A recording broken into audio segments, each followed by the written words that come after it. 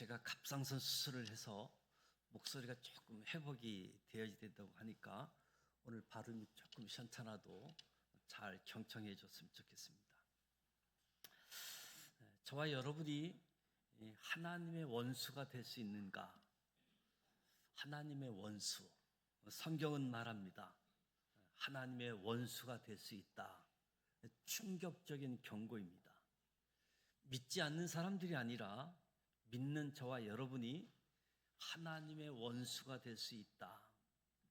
4절 말씀에 세상과 벗된 것이 하나님과 원수됨을 알지 못하느냐 준엄하게 묻고 있습니다.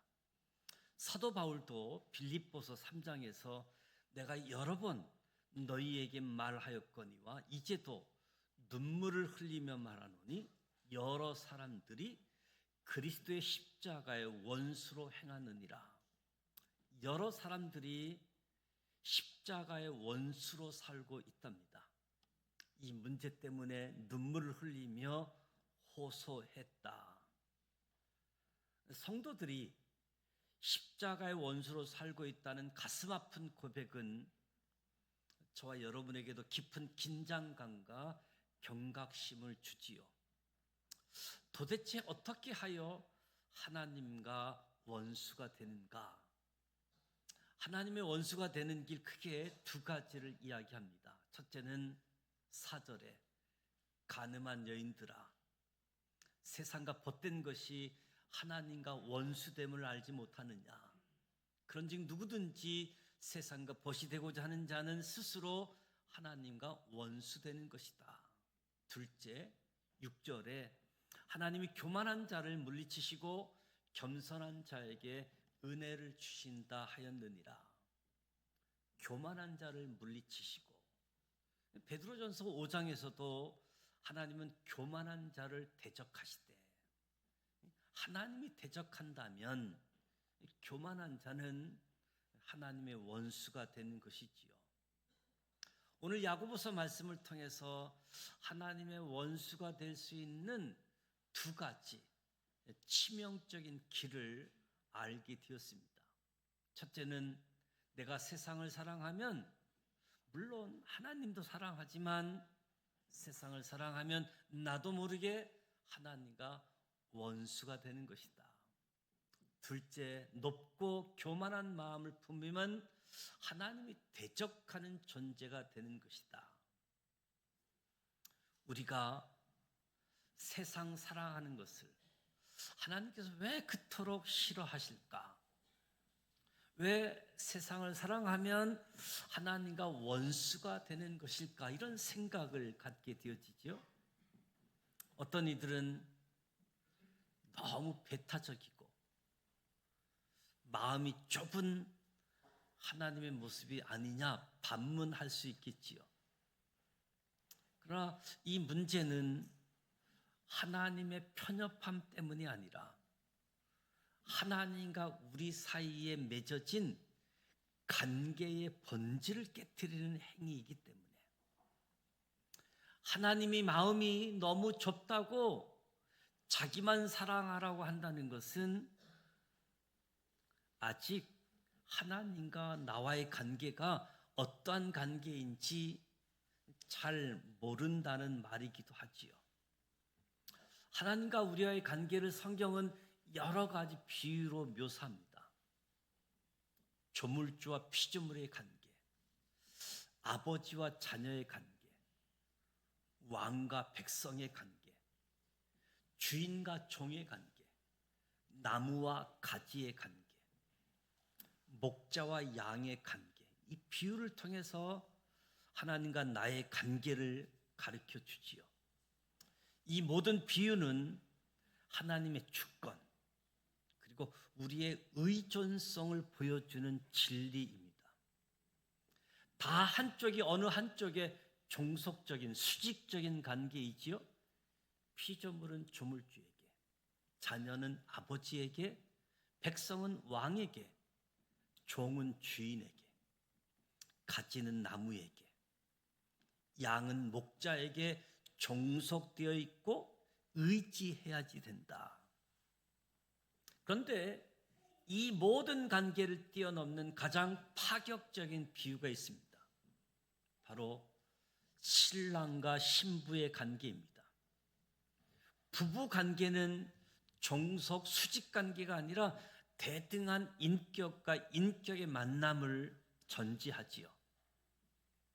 하나님이 우리와의 관계를 부부 관계로도 비유하신다는 것을 생각할 때 참 항송한 이야기이기도 합니다. 이사야는 이는 너를 지으신 이가 너의 남편이시라. 그의 이름은 만군의 여호와이시며, 에레미야는 내가 너를 위하여 내 청년의 때의 인내와 내 신혼 때의 사랑을 기억하노니, 출애굽 후 광야 생활한 것을 신혼으로 비유하고 있습니다. 에스겔을 비롯한 많은 선지자들은 이스라엘의 우상 숭배를 영적 간음으로 비유하고 표현합니다. 그 남편 대신에 다른 남자들과 내통하며 간음하는 아내로다. 호세아는 음란한 아내 고멜을 끝까지 사랑하는 모습을 통해 하나님의 변함없는 사랑을 보여줍니다. 신약 성경도 마찬가지지요. 교회를 그리스도의 신부라고 묘사합니다. 에베소는 남편과 아내의 관계를 이 비밀이 크도다. 나는 그리스도와 교회에 대하여 말하노라. 고린도 후서는 교회를 정결한 처녀로 한 남편인 그리스도께 드리려고 중매합니다. 성경 전체를 보면 하나님을 우리의 남편으로, 교회를 그리스도의 신부로 증언하고 있음을 보게 되어집니다. 하나님과 나와의 관계, 하나님과 우리와의 관계를 신랑과 신부의 관계임을 이해할 때 간음한 여인들아, 이 충격적 호칭이 이해되어지지요. 우리가 하나님을 사랑하면서 동시에 세상을 사랑하는 것은 남편을 사랑한다고 말하면서 다른 남자에게 마음을 주는 아내와 같다는 거지요. 영적 간음이다 표현합니다. 어떤 분이 왜 하나님만 섬겨야 합니까? 너무 배타적인 것 아닙니까? 질문한다면 되물어 보면 되겠지요. 만약 당신의 아내가 나는 당신을 제일 사랑하지만 옆집 아저씨도 사랑해요, 그렇게 말한다면 괜찮으시겠습니까? 부부 관계의 본질은 배타적인 사랑이지요. 부부 관계의 본질은 배타적인 헌신에 있습니다. 오직 당신. 그 관계에 다른 존재가 끼어드는 순간 그 관계는 파괴되어집니다. 우리가, 저와 여러분이 세상을 사랑할 때 하나님이 느끼시는 마음이 내 아내가 다른 남자와 애정을 나누는 것을 볼 때 피가 거꾸로 솟는 아픈 분노, 그것이 하나님의 마음이라는 거지요. 그래서 5절에 하나님이 우리 속에 거하게 하신 성령이 시기하시기까지 사모한다. 헛된 줄로 생각하지 말라는 거지요. 하나님의 시기, 하나님의 질투는 편협한 감정이 아니라 신부인 나를 향한 거룩하고 열정적인 사랑을 표현하는 말씀이라는 거지요. 이처럼 세상과 벗이 되는 것은 우리를 신부 삼으신 하나님의 언약적 사랑을 정면으로 배신하는 영적 간음, 세상을 사랑하면 하나님의 원수가 되는 첫 번째 길임을 말씀해 주고 있습니다. 교만하면 하나님의 원수가 될 수 있습니다. 하나님이 제일 싫어하는 것이 교만입니다. 교만은 단순히 조금 잘난 척하는 성격적 결함이 아니라 하나님께서 교만한 자를 친히 대적하시고 물리친다 선언하고 있습니다. 교만은 저와 여러분을 하나님 맞은편에 서게 만드는 근본적인 죄인 거지요. 우리 삶 속에 교묘하게 숨어 있는 교만의 증상을 진단하고 뿌리 뽑는 것 더 시급한 가지입니다. 교만은 세상에서 가장 오래된 죄입니다. 교만의 기원은 천사장이었던 루시파의 타락에서 찾아볼 수 있지요. 내가 내 마음에 이르기를 내가 하늘에 올라 하나님의 뭇별 위에 내 자리를 높이리라. 가장 높은 구름에 올라가 지극히 높은 이와 같아지리라. 이사야 14장에 천사 타락의 원인들을 보게 되어지는 거지요. 하나님처럼 높아지려는 교만한 마음이 타락하게 되어지죠. 사탄이 되게 했습니다. 이 교만은 인류 최초의 타락을 낳은 원흉이 되어진 거지요. 뱀이 하와를 유혹할 때 속삭였던 말이 무엇입니까? 너희가 그것을 먹는 날에는 너희 눈이 밝아져 하나님과 같이 되어 선악을 알 줄 하나님이 아십니다. 아담과 하와의 불순종 이면에는 하나님처럼 되려는 교만이 있었습니다. 이처럼 교만은 가장 오래된 죄일 뿐만 아니라 마지막 때에 더욱 기승을 부릴 죄이기도 하지요.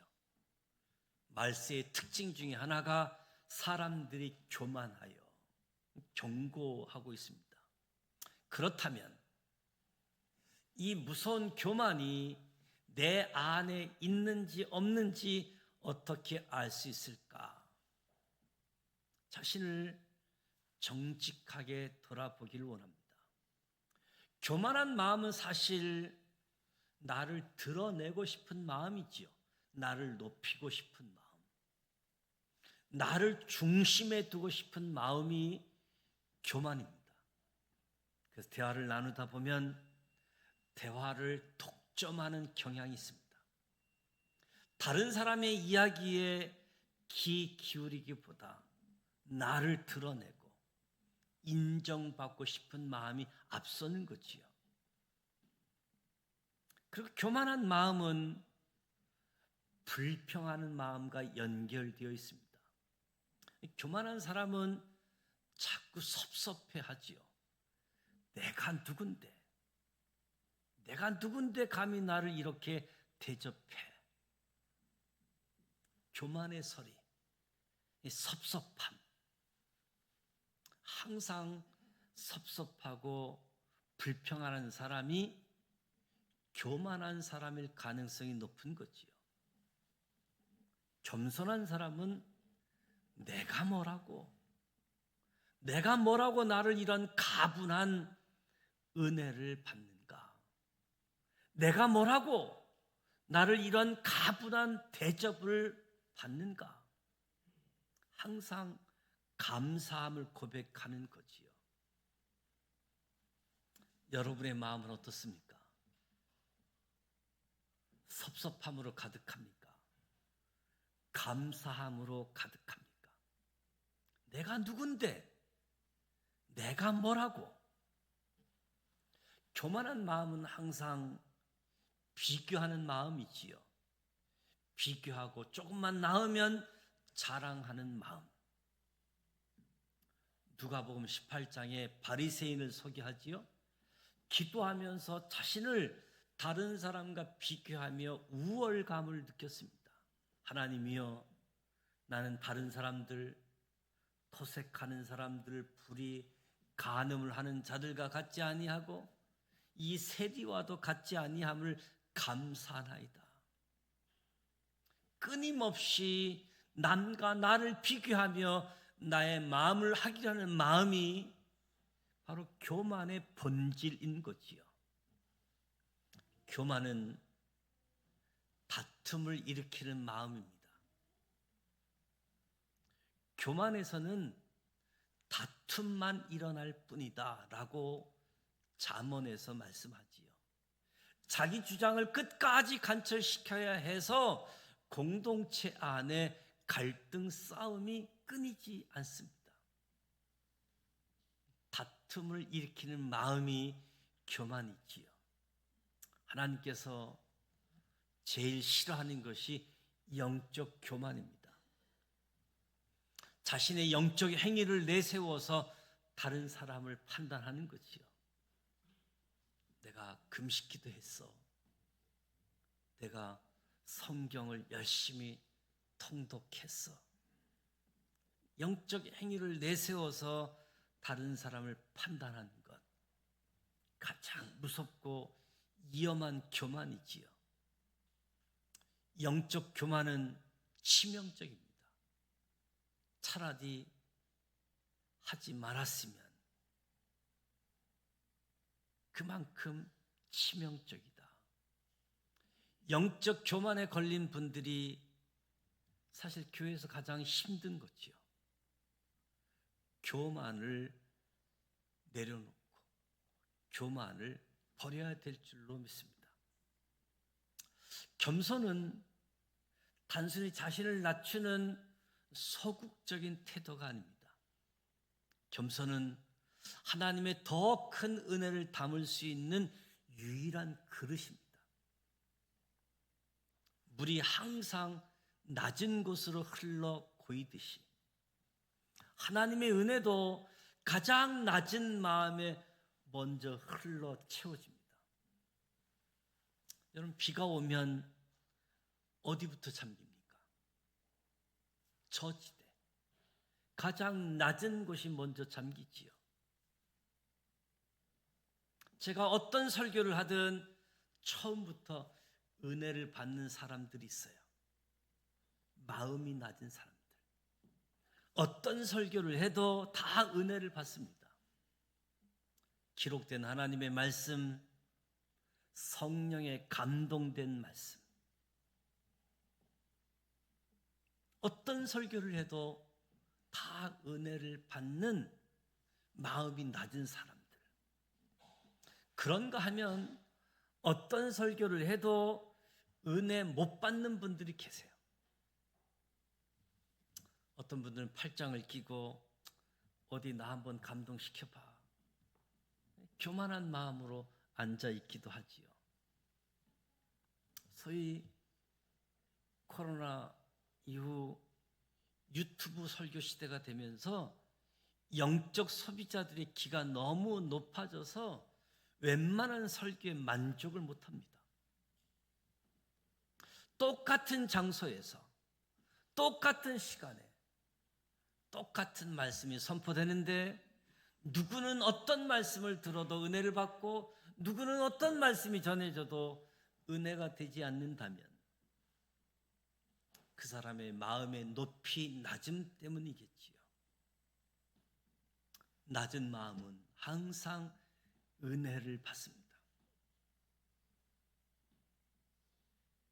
최근에 말씀의 은혜가 메말랐다고 느끼십니까?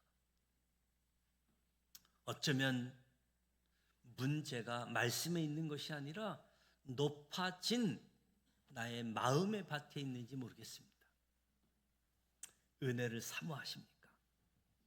은혜를 구하기 전 나의 마음이 더 낮아지기를 기도하십시오. 우리가 품어야 할 겸손한 마음은 어떤 모습일까? 빌립보이서 2장에 두 가지 핵심을 제시합니다. 우리가 품어야 할 겸손한 마음, 각각 자기보다 남을 낮게 여기는 마음. 둘째, 너희는 이 마음을 품으라. 곧 그리스도 예수의 마음이니 그는 근본 하나님의 본체이시라. 오히려 자기를 비워 종의 형체를 가지사 자기를 낮추시고 죽기까지 복종하셨으니. 십자가의 죽으심. 우리는 우리가 교만해지기 쉬운 모든 영역에서 이 마음을 품어야지 됩니다. 나보다 남을 낮게 여기는 마음. 십자가에서 죽으신 그리스도의 예수의 마음. 모든 것이 하나님께로부터 왔다면 그것을 인정한 것이 겸손의 시작이라고 할 수 있겠지요.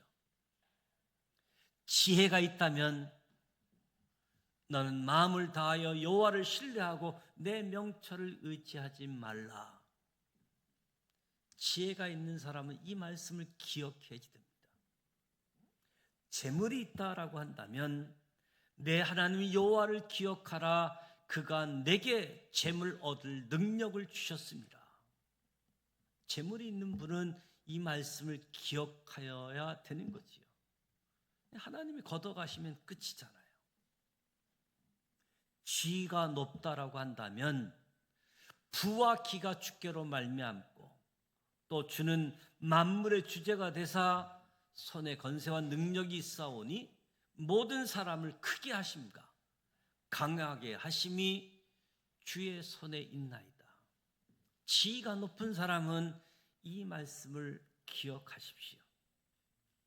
영적인 은사가 있다면 온갖 좋은 은사와 온전한 선물이 다 이로부터 빛들의 아버지께로부터 내려오나니.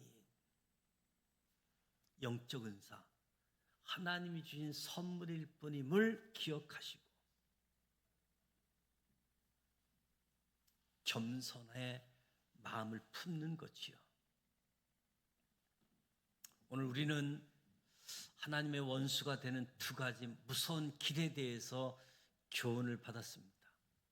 하나는 우리를 신부로 삼으신 하나님의 사랑을 배신하는 세상 사랑이라는 영적 간음이고, 또 다른 하나는 하나님을 대적하는 자리에 스스로 서는 교만이라는 영적 반역입니다.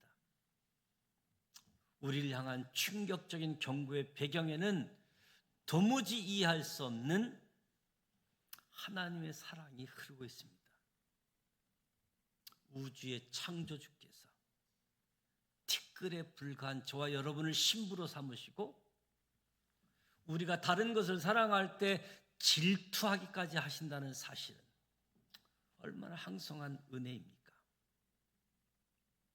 오늘 주님은 우리 각자에게 사랑하는 마음으로, 그러나 절박한 마음으로 말씀하십니다. 이 하나님의 말씀을 정죄가 아닌 우리를 돌이키시는 사랑의 부르심으로 듣기를 원합니다. 가늠한 여인들아, 두 마음을 품은 자들아, 외치시는 주님의 음성 앞에서 세상을 사랑하고 나 자신을 사랑했던 마음을 회개하십시다. 오직 주님 한 분만을 사랑하기로 결단하십시다. 내 마음이 너무 높아져 교만하여 하나님의 원수, 하나님의 대적이 될까 두렵습니다. 어느새 마음이 높아져 말씀이 들리지 않게 되어진 우리의 교만을 주님 앞에 고백하십시다. 어떤 말씀이 선포되어도 어린아이와 같이 아멘으로 화답할 수 있는 낮은 마음을 구하십시다. 세상 사랑, 교만으로 하나님과 멀어졌던 그 자리에서 돌이켜 주님을 가까이 하는 은혜의 자리로 함께 나아가십시다. 이런 은혜가 저와 여러분에게 주어져서 세상 사랑에서 하나님만을 사랑하는